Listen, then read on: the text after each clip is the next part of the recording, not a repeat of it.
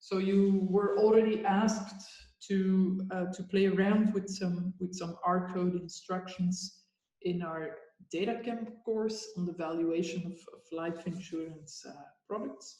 So we're going to continue here a bit, and in this first computer lab, I'm going to show on where to get mortality data, how to get them into our software, and how to fit parametric mortality laws and to simulate remaining lifetimes from these calibrated mortality laws. So we're going to continue next week with more computer demonstrations, because then we're going to focus on how to do Lee Carter. So what kind of routines can you put together to calibrate the Lee Carter model and to generate scenarios from this calibrated Lee Carter model. So that's the plan for today. That's the plan for next week. And as such, we then finish the discussion on mortality models within this course. And we're going to start afterwards with our discussion of multi-state models. Okay, so that's in terms of the general planning. So let's see where we are. So this is my deck of sheets. This is prepared in R with the Helligman package. You can find it on this GitHub repo. And let me start here. So let me guide you through what we put together here. Yeah. So first of all, here you find the reference to the GitHub site where you can find the sheets, the code, the data sets used, and so on. I put this together with Bavo, who is the TA for this course, and in the past also Sander de Vriend, who is now working at the National Bank of Belgium, heavily contributed to these tutorials. Right? So what you'll need is R. You'll preferably need RStudio to run the scripts along with me. So the whole idea is that with this series of tutorials, you will play with visualizing some concepts that we discuss in the classes. You will improve your intuition on these concepts, and you'll spend time with the R code that is provided. So for today's computer lab, I'm going to focus on parametric mortality laws. I'm not yet going to do the closing of mortality tables at old ages, so that will be for next week. In terms of the exam and the evaluation, so you don't have to write R code for the exam, but you should be able to interpret code chunks that we give you in exam questions. So you should be able to interpret code chunks and to discuss what these code chunks are doing. You should be able to interpret outcomes, etc. So it's recommended that you work through the material of the computer labs when preparing for the exam. Okay, so let us start with saying something about downloading and importing mortality data. So there are two ways to do that, or at least two ways that I will discuss in the computer lab today. And the first way is a kind of live download directly from the human mortality database by using the demography package in R. So the demography package in R offers you a lot of nice features to plot mortality data, to build models, to do forecasting, etc. But it also offers you some useful functions to download your data and to get them into your R system. Right, so in order to use the package, you'll have to install it. You have to do that once. And once you have this package available, you have to load the package. And this library statement, so loading the R package demography, this should be repeated in each R session in which you want to use this package, right? Now, what is a bit peculiar with this human mortality database, let me guide you to this database. If you follow up, that was not intended, of course. So if you would go to the human mortality database, let me find my browser to show you where I can find this.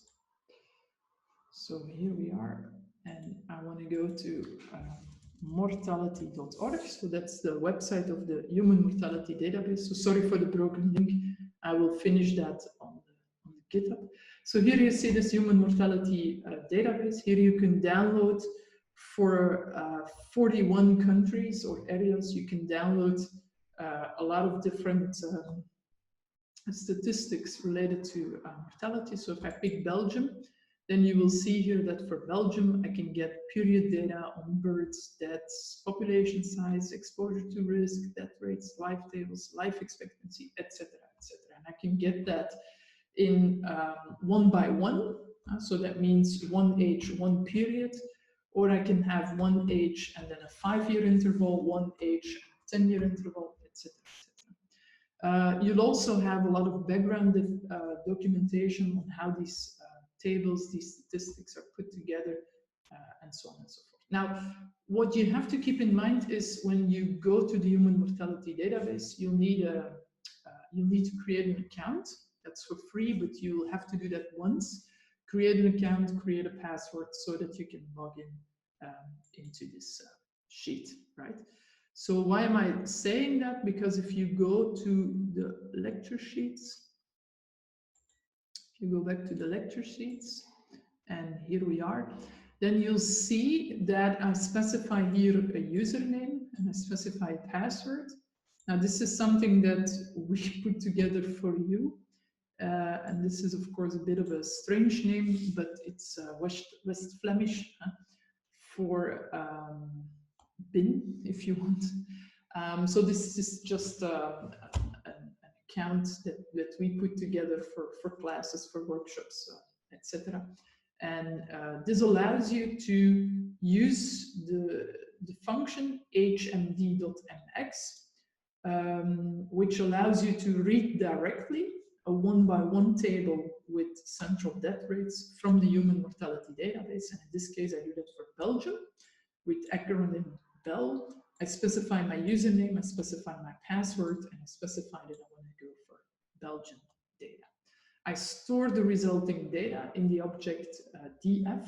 So that is the first way to get your mortality data into R. So in that case, I'm using functions which are part of this demography package and which make this connection with the Human Mortality Database in real time and get the data from there. So there are a couple of these functions that you can use in the demography package.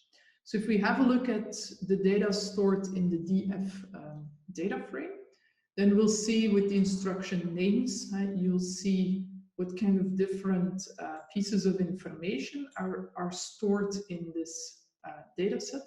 So you'll get information about the population size. So you should see that here as the exposure to risk. You get information about the mortality rates. So these are my central death rates. That's my MXT, which I download over here, and you get that for several years and for several ages. Yeah. If we look at the argument pop, you'll see that you have that for female, for male, and for the total population, and also the rates. You'll have that for females, males, and for the total population. Yeah. So you can work with that. If you go a bit deeper into this data structure, so if you do df $rate $female, then you'll see that you'll have the information for age 0 up to age 110. And in terms of the years, we go here from 1841 up to 2018. Yeah? So that's the most recent year of data that is available for Belgium on the Human Mortality Database. So that's what you'll get over here. So I made this is a slight typo. So it should be 2018. So the years are going from 1841 till 2018. How do I know that? Well, look at the specifications that I have over here. If I look up what is the minimum year, what is the maximum year available in my data set, then I get the specific information that I want to have, right? So that's the first approach. Maybe we can immediately cover the next approach, and then I'll go to RStudio for a moment to show you how that works, right? So an alternative way to do it is that you go yourself to the human mortality database or to your National Institute of Statistics or whatever. You get a lifetime data, a life table from there. You store it as a TXT file, for instance, and you're directly going to read in this TXT file. So that's what I did for you. I downloaded the data for Belgium 2018, both for females and for males. I stored that as a TXT file, and I'm just importing that TXT file over here. And then you'll see with the head instruction, if I look at what this period life table is giving me, I get the year, that's 2018. I got ages running from 0 to 110. I've got the MX, that's the force of mortality or the central death rate. This is the QX. This is something I don't want to mention. This is the LX, so that's the population, or that's the size of my group. So I start with 100,000 individuals, DX, the number of deaths. And the last one here, the EX, is a period life expectancy. Yeah, all the other entries can be ignored. So this is another way to do it. It depends on what you need and how you wanna approach this. Which of these two approaches makes more sense for you? Okay. So let's take a moment to switch to RStudio to see how that goes. So this is the script that you will find on the GitHub that is available in your documentation.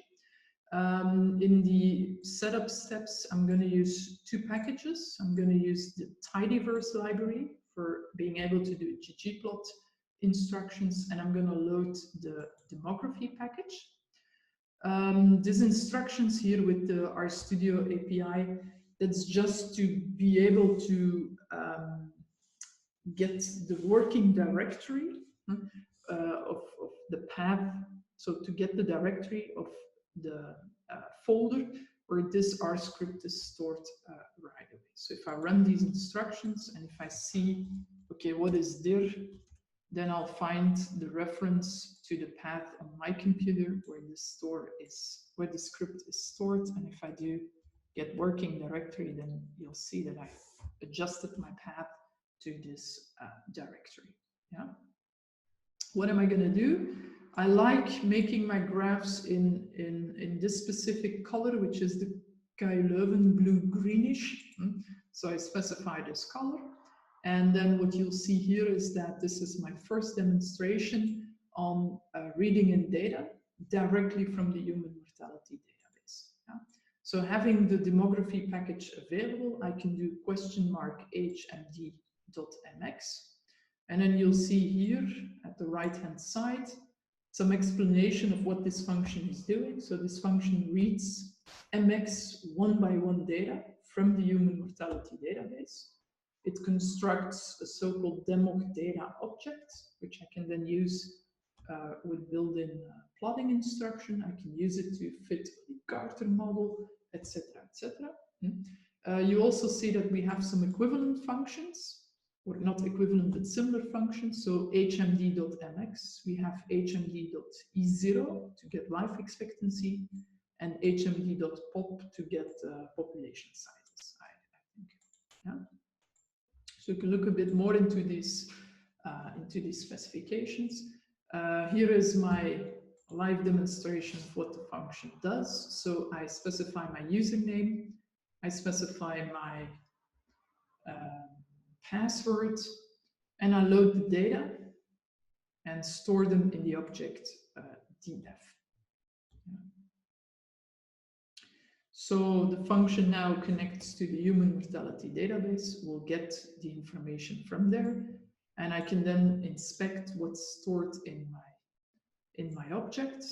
You can see that it's a list. Yeah, you can see, like I already mentioned, what, for instance, the minimum year is, the maximum year in this database, and what the minimum age and the maximum age is. All right. So that is using the strategy where I use the demography package.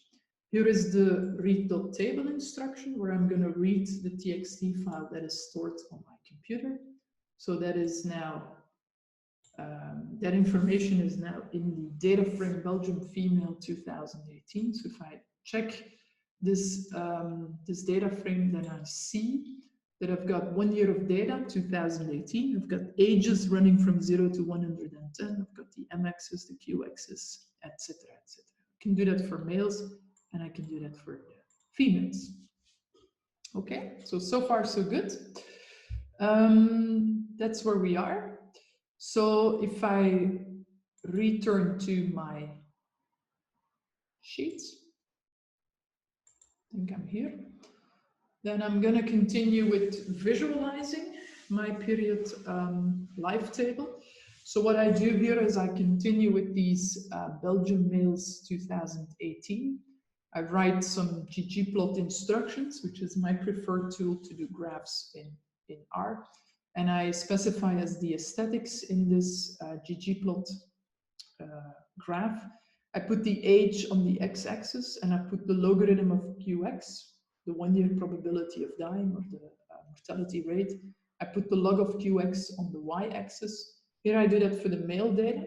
So you recognize the mortality curve as we've been discussing it in the course. And you can also do that for the female data. So that's on the next sheet then. That's the picture that I get over here. Yeah? So the only thing I did was I used the data stored in the object Belgium male or Belgium female 2018, and I built then a ggplot to visualize this period life table. Okay, so do not hesitate to give some feedback in case you have a question. But I would say up to now, nothing super fancy. We just showed 2 ways to get our data and did a first very basic visualization of the period life table. Yeah. Okay, so then the next part of the first computer lab is going to focus on estimating the parametric mortality laws that we've been discussing in class. And I'm going to focus here on the Makeham law and on the Heligman-Pollard law. Yeah. So of course, you may remember from the course that this is a little bit heavy in notation. So with Makeham's law, we've been focusing on a parametric mortality law for the force of mortality, which you see printed here on top of the sheet. You can translate that then into an expression for the survival probability, the TPX, and you can translate that into an expression for the 1 year probability of surviving, that's the PX, right? And in the class, we discussed 3 different ways to estimate the unknown parameters here, the method of Frère, the method of Ballegeer, the method of de Vilder. So these are illustrated here in the computer lab, okay?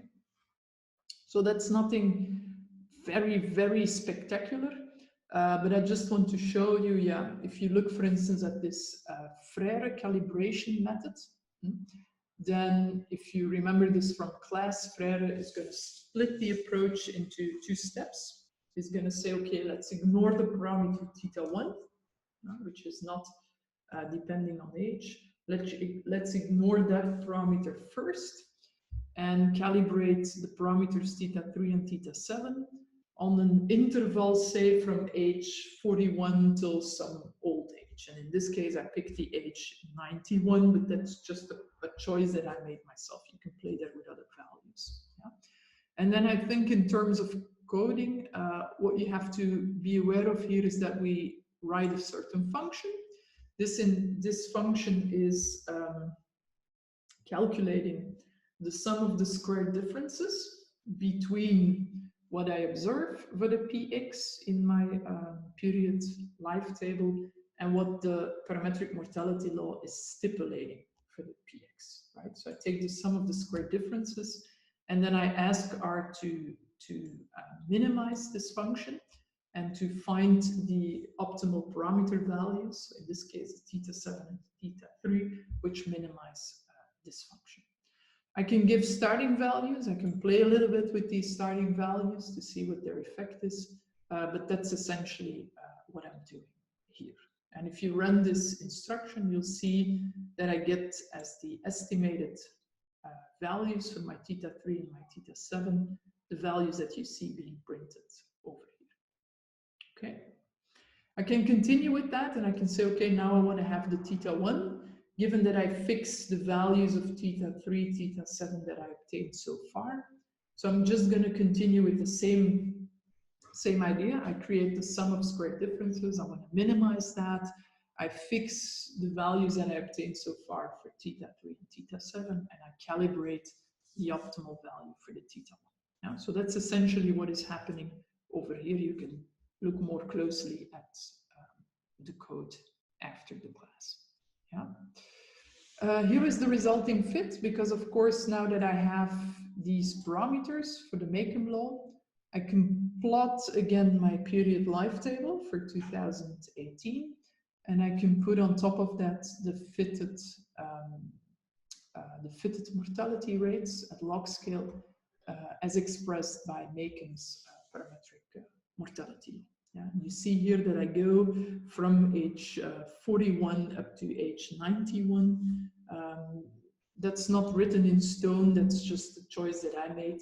But do keep in mind how we discussed in class that this Makeham parametric law is only working well for the aging process, so it will not be capable of capturing this accident hump, neither this infant mortality that we see over here. Yeah. So I invite you to look more closely at these instructions. But essentially what I'm doing is writing a function that contains the loss function that I want to minimize. In this case, it's a sum of square differences. And then I use an optimization routine to do the optimization for me. Okay. On sheet 18, I make the comparison with what if I don't do the numerical optimization, but what if I rely on the well-known linear regression formulas, which are analytic and explicit? And what if I compare my solution for the Makeham parameters obtained with this strategy designed by Frère? What if I compare them with these analytic results? So you see here how we put that together. You can see here also the results that we get with this linear regression approach. And below here, I print the results that I obtained with the numerical optimization routine. So you see that these results are indeed the same as it should be. Yeah. So that's a slight extra thing to add. Okay. What else can you find over here? Well, as you may recall from our discussion on parametric mortality laws and Makeham in particular, you have lots of different parametrizations. So here I show how then to go from the parametrization used by Frère in terms of this theta 1, theta 3, and theta 7 to the specification that we have originally for Makeham in terms of the theta 1, theta 2, and theta 3, and in terms of the force of mortality that we started with. So this is just the juggling around with different parameterizations. That's nothing to be afraid of. Okay, that's what the Frère method does. You can do the same with the criterion of Pollard. That's super similar because it's again a minimization of a sum of square differences. It uses yet another type of parameterization, so I'm not going to I'm not going to go deeper into this.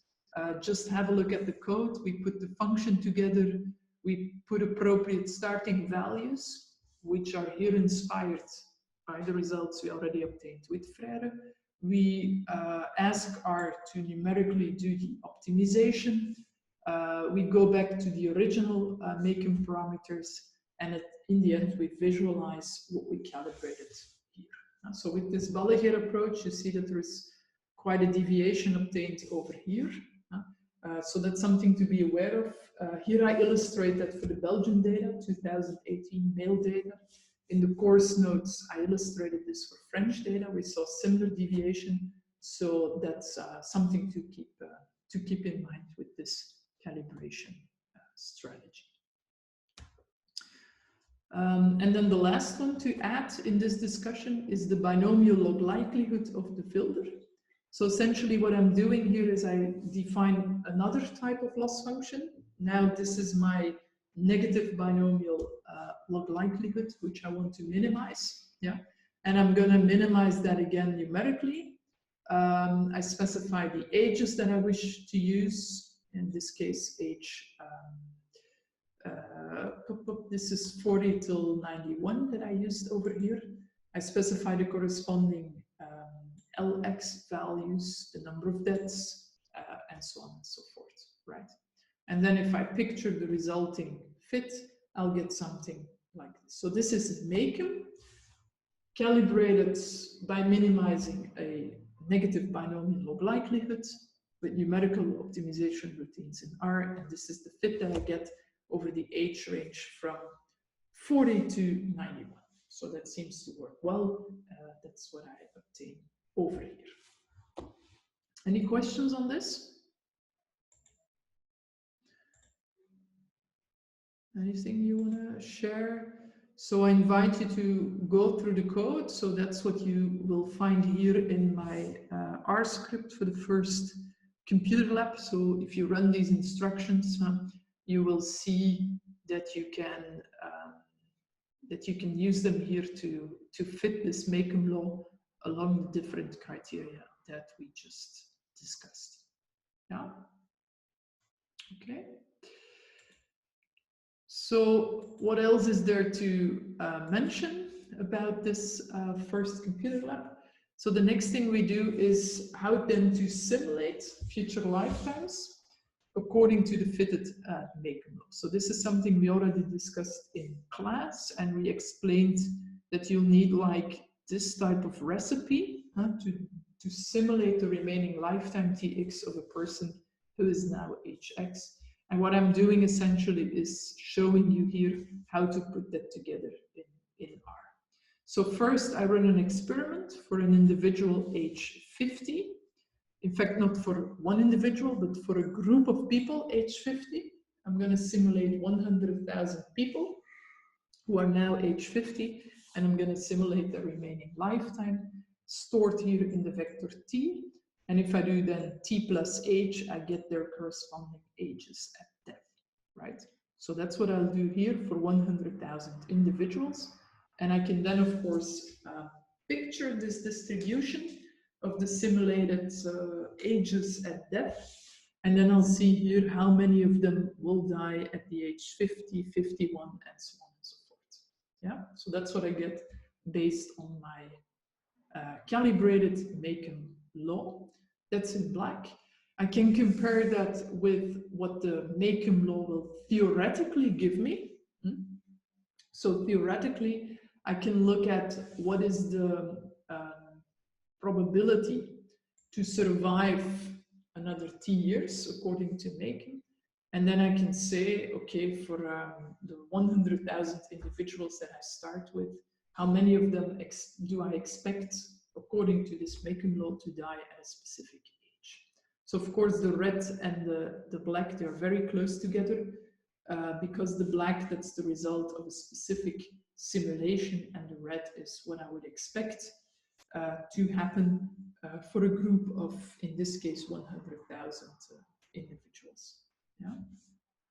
And since the group size or the number of simulations that I do is quite large, I do 100,000, I get a good match here between the blue, between the black and the red. And then the last thing to add here is, yeah. So I'm gonna oops, I was scrolling in the wrong direction. So the last thing I want to add here, what if we do this for a group of people age 0? So then, of course, what we can put on top of this histogram is what we actually observed in the Belgian population in the year 2018. Because if we look at the data, the period life table that we load into the R system, then we have this column dx, which tells us how many people died out of this initial group of size 100,000, how many of them died at a certain age. So I add one blue line here, and that is what I actually observe for the Belgian population in 2018. And then we already discussed in class that Makeham is not very capable of getting that right. So you see here the deviation for infant mortality accident hump is quite substantial. Okay, so that in terms of fitting the Makeham law and doing a simulation from this Makeham law. So I invite you to have a closer look at these instructions. So once again, keep in mind that coding will only be asked if you work on assignments. Assignments are not compulsory, so that's your own decision whether you want to go for that or not.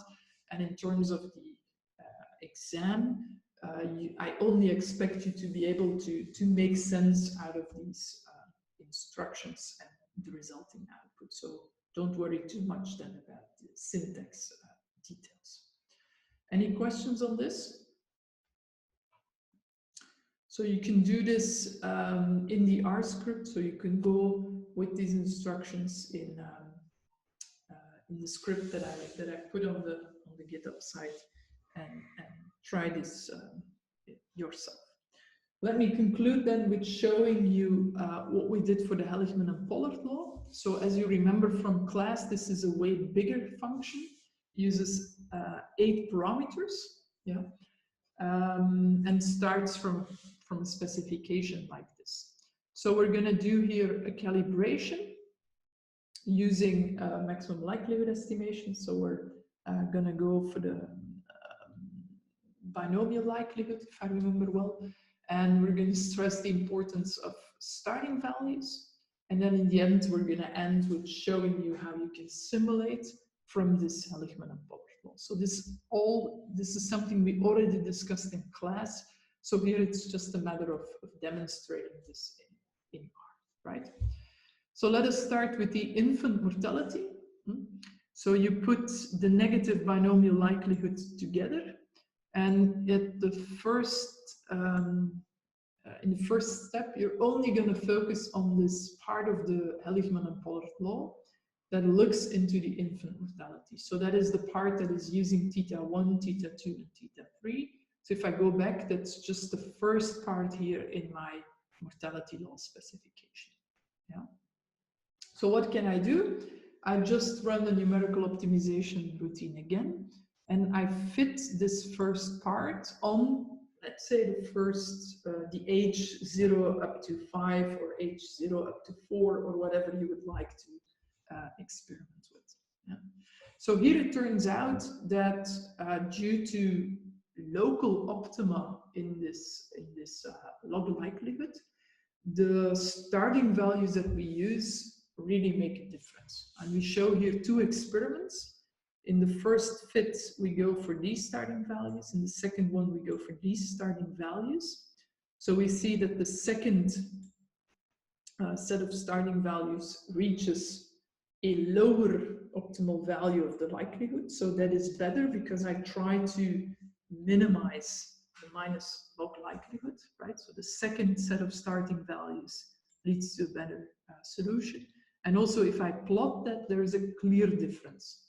So the red line here, that is the solution that I obtain with my first set of starting values. So you can see that here, it's the geom line that I capture with the first set of starting values and which I picture in red. And then with the second set of starting values, that's the fit in purple. So I guess we all agree that only the purple result makes sense. So here I just want to stress the importance of picking meaningful starting values and checking the solution that you obtain, so the fit that you get with the starting values that you're working with. So you could go way more deep into this discussion. You could look at plotting the minus the log likelihood or the log likelihood over a grid of different set of starting values and then see whether you end in a local optimum or not. So you could, I mean, you could come up with more clever ways to pick these starting values. But here I just made some very basic comparisons. Yeah. So this is what we get if we only look at the infant mortality. We can repeat our exercise for the accident hump. So we're going to adjust the function. We're going to focus on the accident hump. We're going to look at the part of the mortality law that is using theta 4, theta 5, and theta 6.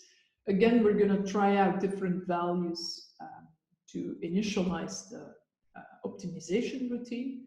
We're going to look at the resulting fit, and here you see that's what I would get if I focus on only this accident hump, right? So that's the green function that I calibrate over here. And then last but not least, I look at the adult mortality. So I write another function that I want to optimize. This is minus the log likelihood, binomial log likelihood. I focus on the part that is using the Makeham law, essentially. So using theta 7 and theta 8. And I'm going to calibrate this function once again on an appropriate range of ages. So here I start from age 24 and I go up to age 98. If I visualize the fit, then I get the line input. Yeah. So we already discussed this in class. We do the 3 parts separately because now at least we have meaningful starting values. If we run the whole function, if we fit the whole Helligman and Pollard law on the complete age range. So that will be our final step. We put everything together. We're now going to look at the negative binomial log likelihood. We specify the complete Helligman and Pollard law, so using the 8 parameters.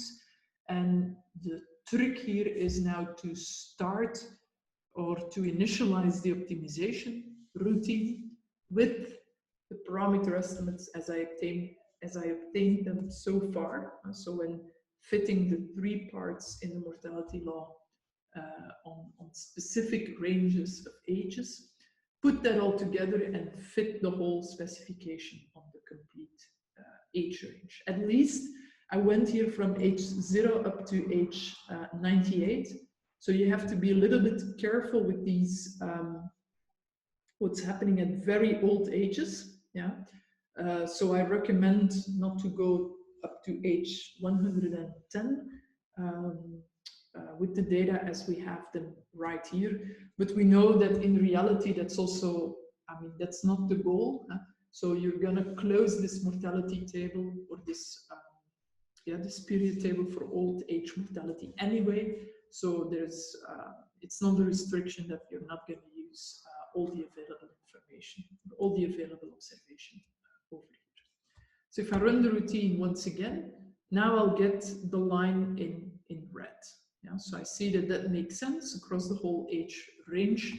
So now I get reasonable values for my Helligman and Pollard parameters used in the parametric mortality. Okay, then the very last step is to simulate from this Helligman and Pollard law. So this is something we already discussed in class. So you see here how we can implement that with some R code instructions. And I'll just show you the result over here. So that's the curve. In black is my simulation. In red, I've got my theoretical Helligman and Pollard law. And in blue, I got what I actually observed for the Belgian population in the year 2018. So I now see that this gives me, at least for the infant mortality and the accident hump, a more realistic scenario. Yeah. So these are some instructions that you can play with. So that's available now on the GitHub repo. There's a link to that on Toledo. So I warmly invite you and recommend you to have a look at these instructions in combination with the lecture sheets as we covered them earlier on. And that gives you an idea on how you can implement this stuff with R.